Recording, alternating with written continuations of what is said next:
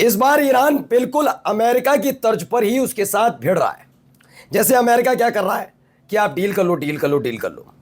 एक तरफ डील की बात की जाती है, दूसरी तरफ हमला कर देता है।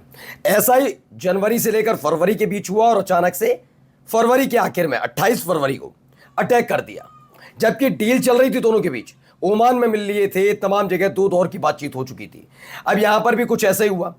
जब लगातार बातचीत चल रही है, खुद डोनाल्ड ट्रंप कह चुके हैं कि हाँ सब ठीक है, बातचीत हो गई है। कतर वाले, सऊदी अरब वाले, अलग अलग जगह वाले सारे के सारे राष्ट्र प्रमुखों ने अपील कर डाली है। तो आखिरकार इस हमले का मतलब क्या था? लेकिन अभी तक ईरान ने इस पर कोई गुस्सा नहीं दिखाया। जिस तरह से दक्षिणी ईरान में अमेरिका ने खुद माना कि उसने हमला किया है, उसमें 4 इजराइल ईरान की नेवी के शहीद हुए हैं, उसने कुछ नहीं कहा भी। लेकिन उल्टा उसने जो हमला किया और हमले के बाद फिर वही डील की बात करने लगा, उसे पता चल रहा है इस बार ईरान की टेक्निक बिल्कुल अमेरिका टाइप हो गई है कि जैसा तुम करोगे वैसे ही हम। लेकिन बुरी खबर केवल अमेरिका के लिए नहीं है कि उसके डिस्ट्रॉयर पर अटैक हो गया। हालत क्या है वो तो दिखाऊंगा ही। खबर निकल कर आई है 1 2 नहीं 3 इजराइल से, और तीनों इजराइल के लिए बड़ी बुरी खबर है। खबर है कि नेतन्याहू को उनके कर्मों की सजा मिल रही है। जी हाँ, अस्पताल में भर्ती करा दिया गया है। वहीं बेन गुवेर पर तगड़ी पाबंदी लगी है और पूरे इजराइल में हड़कंप है, क्योंकि हर जगह एक ही नाम नजर आ रहा है, हंडाला। तो क्या हो गया वहां पर ऐसा? नमस्कार, मैं हूं प्राज्वल गौतम और आप देख रहे हैं खबर चौक। वीडियो की शुरुआत इससे करते हैं, इस वीडियो से। इस वीडियो में आप देख सकते हैं, नजर आएगा एक के बाद एक अटैक।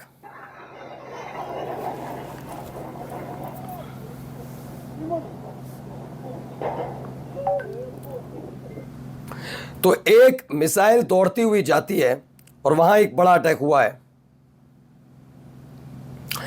इन दोनों में आप जरा ये देखिएगा, आईआरजीसी से जुड़ी खबर है। IRGC navy, American destroyers in the Strait of Hormuz have been targeted with cruise missile and suicide drones.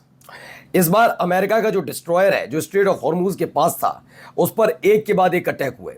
ये अटैक ऐसे वक्त में हुए जब डील की बात चल रही थी और अमेरिका की नेवी ने इजराइल की, ईरान की नेवी पर, आईआरजीसी की नेवी पर एक बड़ा अटैक किया था, जिसमें 4 ईरान के नौसैनिक मारे गए। उसके बाद ईरान ने कोई बहुत बड़ा बयान नहीं दिया कि अब हम हमला करेंगे, तुम सावधान रहना, कुछ नहीं। उन्होंने कहा जो कर सको कर लो। और फिर आईआरजीसी ने अमेरिका के डिस्ट्रॉयर पर कुछ इस तरह से अटैक किया जिससे हड़कंप मचा हुआ है कि जो इस समय कर रहा है अमेरिका, वैसा ही जवाब ईरान भी दे रहा है। यानी बातचीत हम भी करने के लिए तैयार है, तुम भी करो, दोनों करेंगे। ये भी देखिए एक और वीडियो।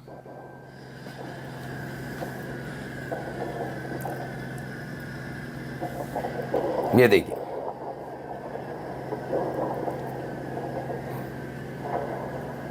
तो ये खबर निकल कर आई। Right now violent naval clashes between the Iranian navy and American warship and destroyer. Ceasefire खत्म होने की कगार पर है। वहां नेता आपस में बातचीत कर रहे हैं। ट्रंप अलग दावा कर रहे हैं, ईरान कह रहा है मैं यूरेनियम देने के लिए तैयार नहीं हूँ। स्टेट ऑफ हॉर्मुज पर बात हो रही है, हम ग्रीन टैक्स वसूल करेंगे, कोई टोल टैक्स नहीं ले रहे हैं। तमाम बात बिल्कुल नॉर्मल दिखा रहा है ईरान कि जो हमला हुआ उसको कोई फर्क नहीं हो, हमारी सेना है। होता नहीं, हमारी सेना निपट लेगी, आप आओ, जैसे आप बात कर रहे हो ना, बात कर लो। वैसी चीजें यहां पर चलती हुई नजर आ रही हैं। इधर क्या हो रहा है?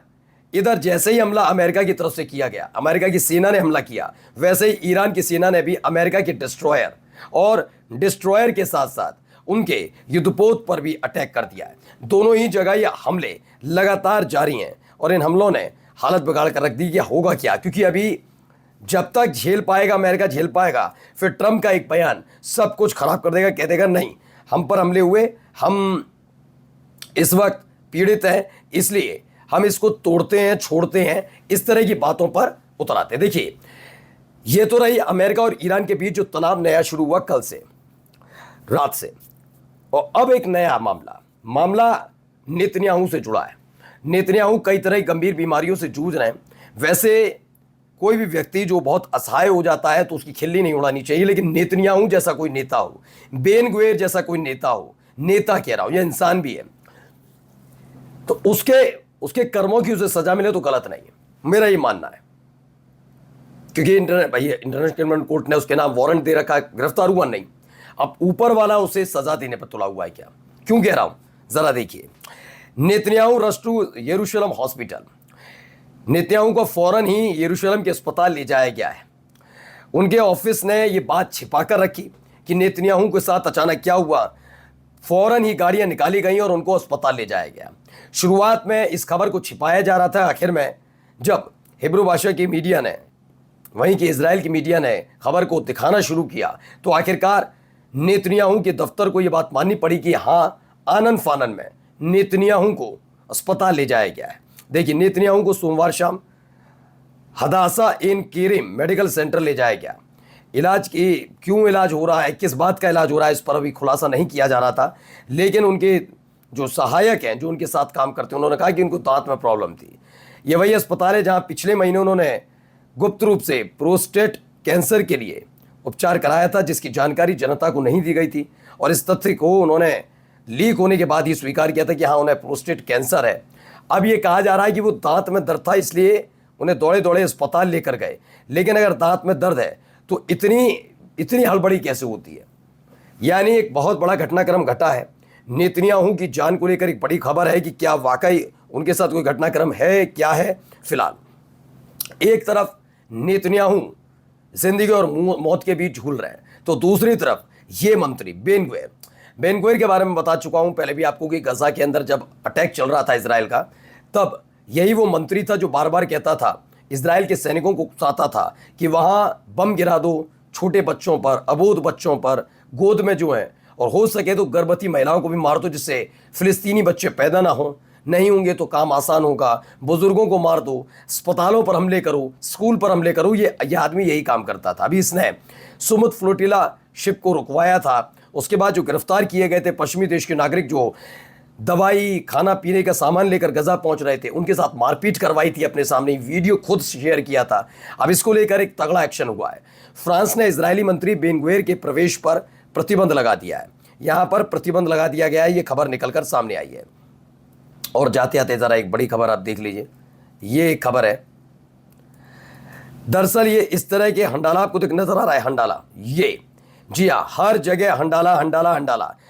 Hacked by Handala hack team, we stood by Rafah, this was just a warning. दरअसल इजराइल के अंदर एक और बड़ा अटैक हुआ है। यह अटैक इसी से जुड़ा हुआ है। हंडाला ईरान का एक हैकर ग्रुप है।